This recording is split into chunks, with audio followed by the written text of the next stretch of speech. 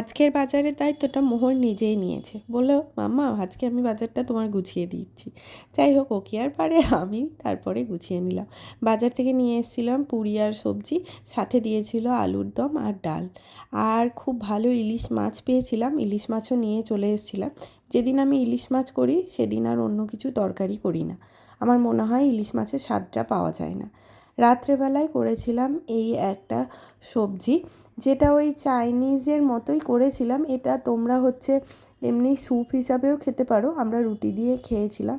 সমস্ত রকম সবজি দিয়ে, ক্যাপসিকাম ছিল, ইয়েলো ক্যাপসিকাম ছিল, রেড ক্যাপসিকাম, পেঁয়াজ, এই একটা সস দিয়ে দিয়েছিলাম।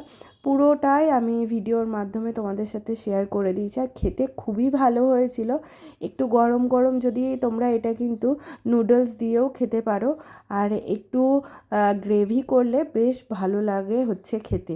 আর সেদিন আমরা রুটি দিয়ে খেয়েছিলাম, একটু ঝালঝালও হয়েছিল, খুব ভালো লাগছিল খেতে। তোমরা অবশ্যই বাড়িতে একবার ট্রাই করো। এখানে খাওয়া দাওয়ার পর এখন পাপার সাথে আমার ম্যাডাম খেলতে ব্যস্ত হয়ে গেছে।